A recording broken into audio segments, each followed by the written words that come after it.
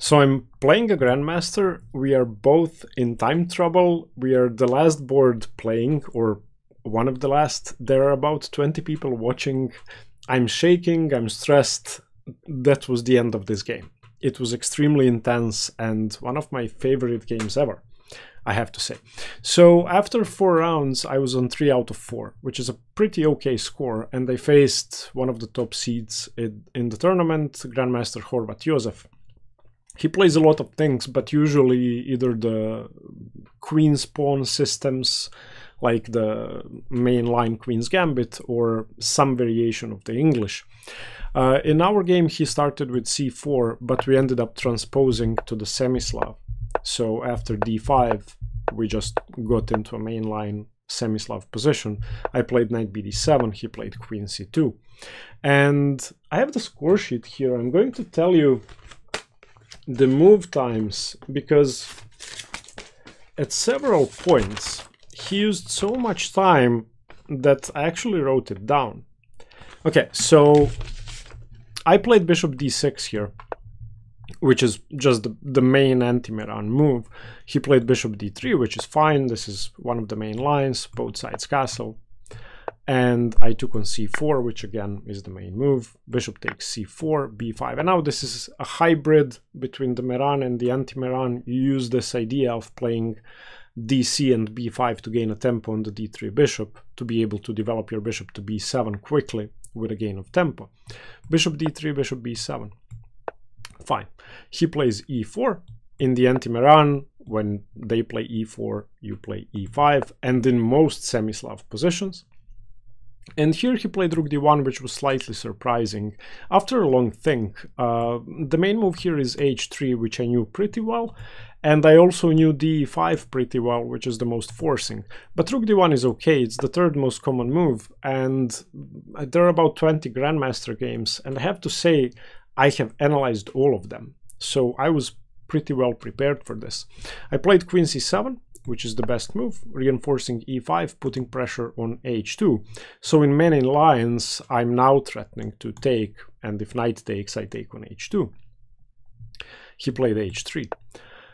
And here, there are several moves. People usually play a6 immediately, or they play rook fe8. I played rook ac8. Now, this wasn't my prep for this game, but this sort of idea was what I had prepared for a game about 2 years ago. The idea is you play rook ac8 before c5 to prevent any knight b5 ideas in the future. If your bishop moves to f8, the other rook is coming to e8, and then bishop f8 is going to be the plan if knight f5 comes. So I don't want my queen to be hanging, and I'm also reinforcing c5. And a6 is coming later, and it's a useful waiting move. a6 is very committal, meaning, okay, I'm playing for c5 straight away. He played bishop e3. I played a6, which is normal, and now he had a huge thing. So after his next move, he was down to 34 minutes. And that's very, very important, because it's a classical time format, 90 minutes for 40 moves, and then you get an additional half an hour. This is move 14. His next move was move 15. So he basically used up an hour of his clock for the first 15 moves. So inevitably, he was going to get into time trouble. At this point, I had an hour and 27, so I had only used 3 minutes. He played a4, which is, according to the engine, not good. But and black is slightly better, but at least it prevents c5 for the moment. And I don't have to play c5 straight away. There are no threats. I played rook fe8, which is okay. Rook ac1. And now there's an engine line here that I saw after my analysis when I engine checked the game. During my own analysis, I didn't consider this, just like I hadn't considered it during the game. Apparently black is better, slightly better, after ed4, knight d4, b4, knight c2, c5. And now when the knight drops to f5, you play bishop h2 check, which is insane to me, and apparently you can take on e4. Okay, f4 does not trap the bishop because the bishop on e3 is hanging. So after bishop g3, if takes on e3, black is up a pawn, and you are going to lose the h2 pawn, but that shouldn't be an issue because the knight on g3 is hanging. So this is just an insane engine line. I just played queen b8, which makes a ton of sense to me, and I'm putting my rook opposite the queen, and in many positions I will play b4 at some point, or c5 is going to work. It's just a safe move. My opponent played b3, and this was very surprising. I had no idea what b3 did. I don't know. So I just played for a repetition. I'm playing a Grandmaster. I don't have a clear plan unless I take on d4. So I wanted to see, I knew he wasn't going to repeat. I wasn't playing for a draw. I wanted to see where he puts his rook.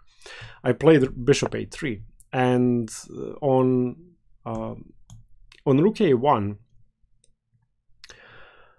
I may be able to consider b4, or although I probably wouldn't play that. It's a very ugly move.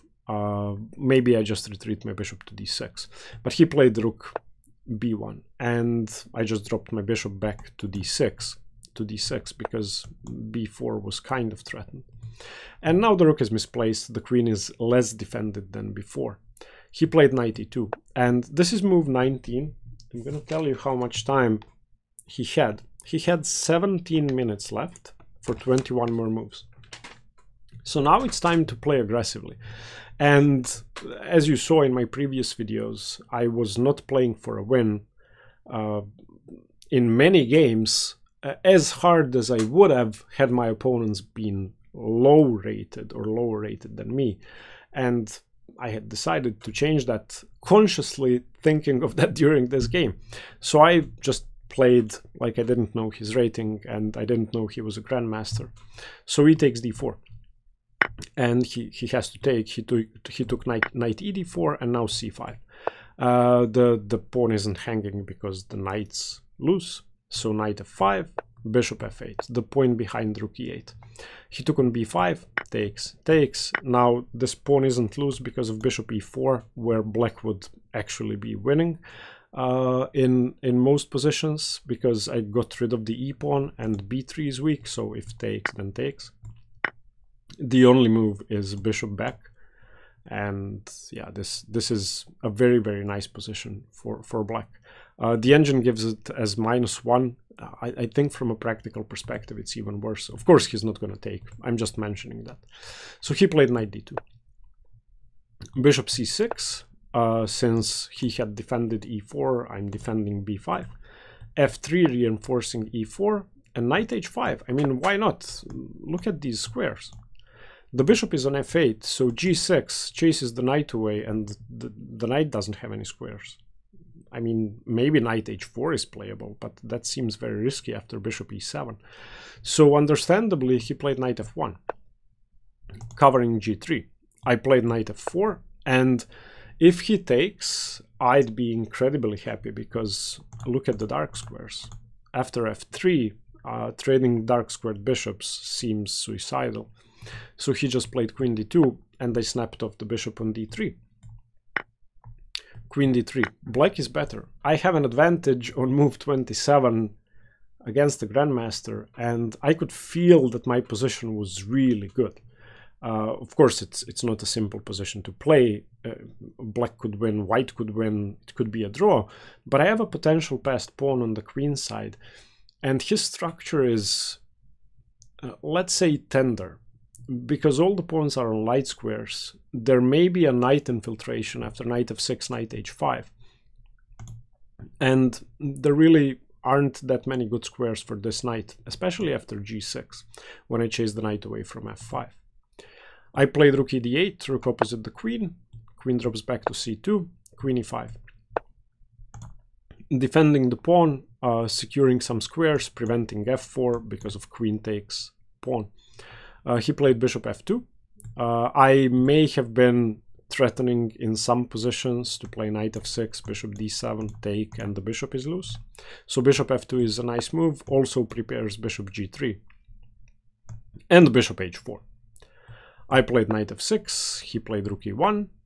g6 chasing the knight away, knight e3, and h5. I want to prevent knight g4 and gain some space, give my king some luft. He played rook bc1. And now if I move my bishop to g7, my pawn is hanging. Sorry, rook bc1. Queen e6, tying down the queen to b3. Now if b3 falls, probably I'm going to end up queening one of those two pawns with precise play. Bishop h4. And now I made my first big mistake. I played bishop e7, which seemed very understandable at the time, and I figured, well, why not defend my knight? I couldn't see another move. I actually didn't even think of the best move. And the engine now says white is slightly better. So it went from slightly better for black to slightly better for white. At this point, he was down to a couple of minutes. Let me see if I have it written down. I haven't been writing down the move times anymore, but he was down to like 5 minutes. This is move 33. So instead of bishop e7, I should have played rook d4. And then when I tried to understand what the follow-up was, I couldn't see it, because after something like bishop f2, the engine just plays rook d8. How is black better if it's a repetition? I don't know. Anyway, bishop e7. He played rook e2, covering d2, knight d7. Now, this is another inaccuracy. I don't want to trade dark squared bishops, but I wanted to get rid of this guy because it's covering all the dark squares, and his dark squares are weak, mine are weak too, but I figured his were going to be weaker. So technically neither of us should trade dark squared bishops when it comes to defending the king. So I thought it's okay. It's about equal. Rook d2, bishop b7, defending the pawn once more and preparing c4. Rook cd1, c4. And this pawn isn't loose because the knight would be lost after bishop a6. So bc4, bc4. If knight c4, bishop a6 wins the game immediately. Because I can bring more attackers. I can play knight b6 and so on and so on. So he played queen c3 blockading, knight b6. And I'm very proud of this idea. It's not to defend the pawn. It had nothing to do with defending the pawn. It's about knight a4 lifting the blockade and forcing my pawn through. This is, if I'm going to win this game, it's going to be with the c pawn. If he's going to win this game, I don't know. There has to be something with the pieces. He has to overwhelm me. So knight b6, knight a4 is an idea. I just want to push my c pawn. Rook b1, double attacking my pieces. So rook d2. Knight d2 and queen c5, putting pressure on the knight on e3. Now I have to move my bishop and then play knight a4. Knight f1, defends the knight once more, bishop a8. Rook d1, bishop c6. Now I played bishop c6 to cover a4 once more and to give myself the option to play bishop e8. It's dead equal, so it's not really a punishable waste of tempo, but I should have kept the bishop there from the start. Like I should have played bishop c6 here.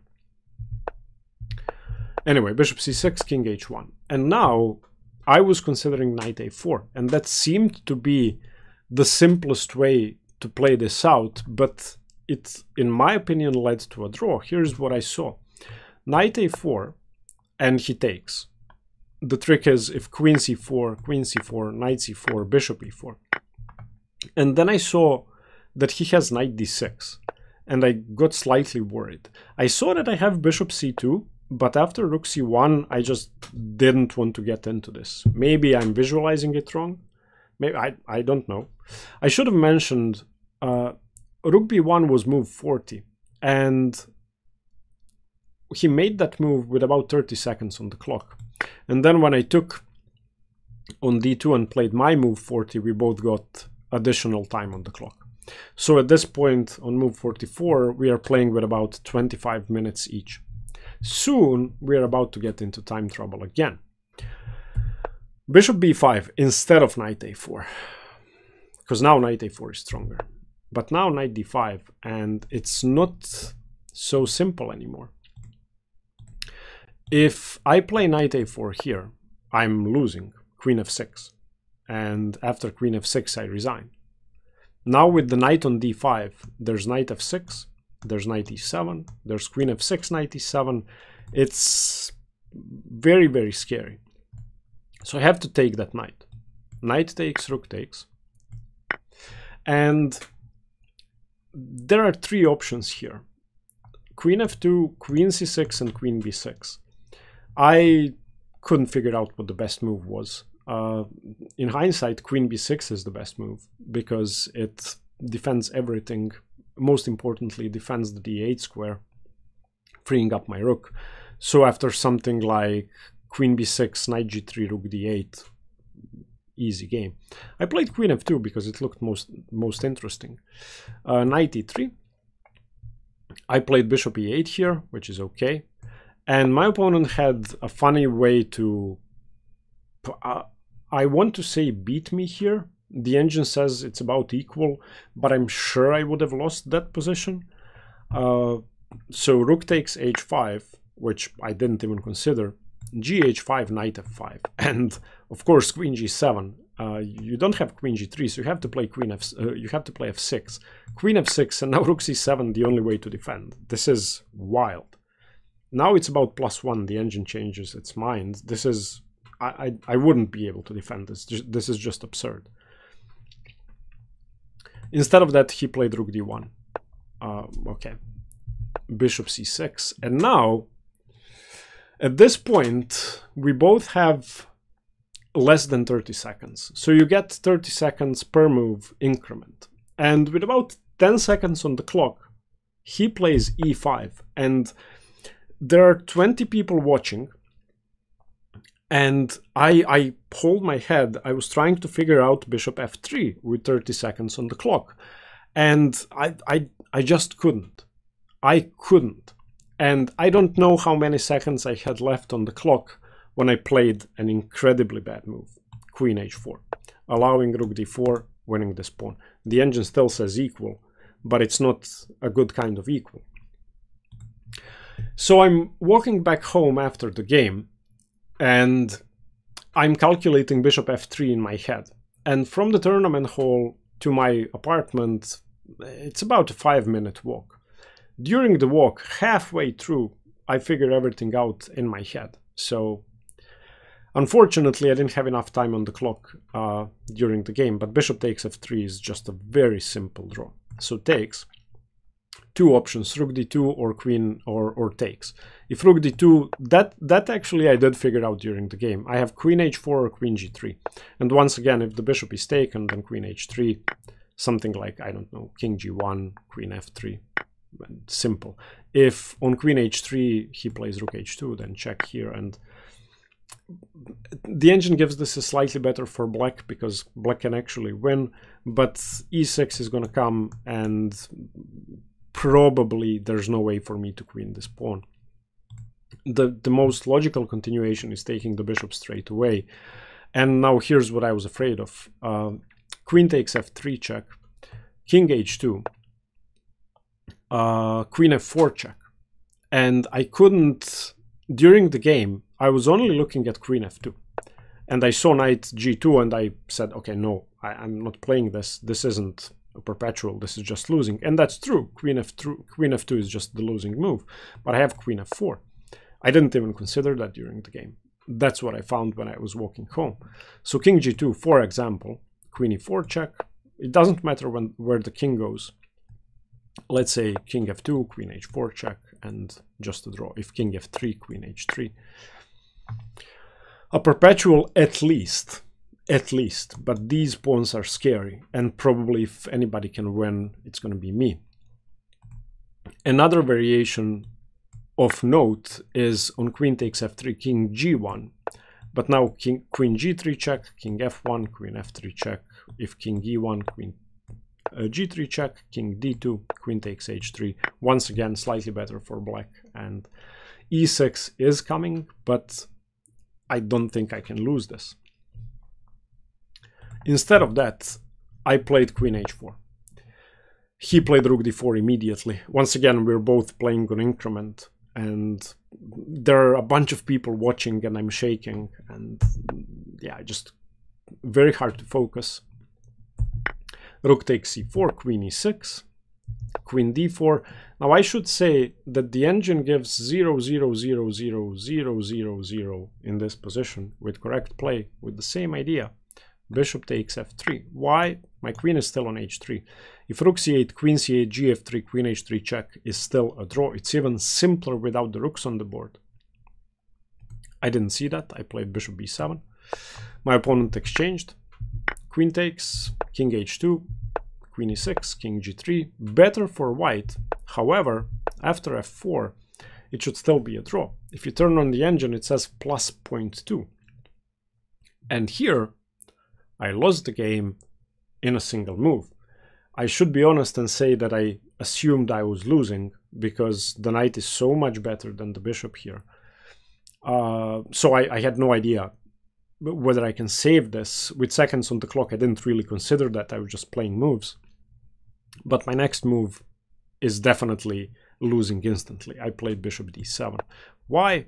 It allows the knight to come into f6, and after that I'm either getting mated or I'm getting into a losing king and pawn endgame. Instead of that, I should have just waited. Queen e7, queen e6, queen e7, queen e6. No way to make progress.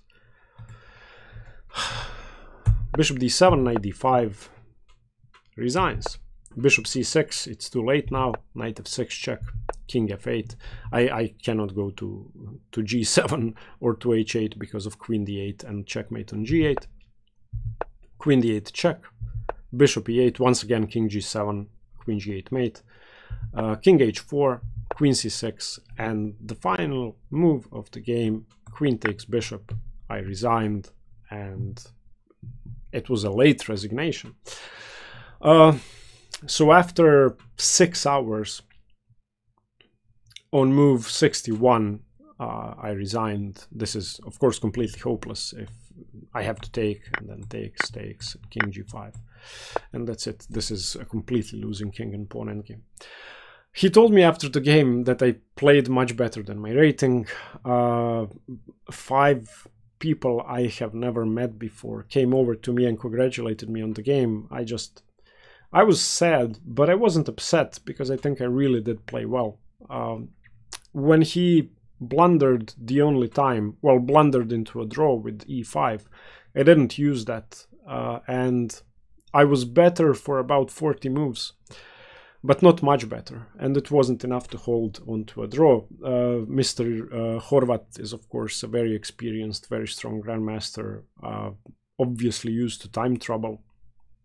And he played perfectly. I mean, I have to say he is a gentleman. It was a pleasure playing him, and I hope I wasn't visibly upset after the game. I don't think I was. We ended up briefly looking at the game for like a minute, and yeah, I wish we could have analyzed it in detail. So this is my round 5 game. I hope you liked it. Let me know what you think. Stay tuned for more chess.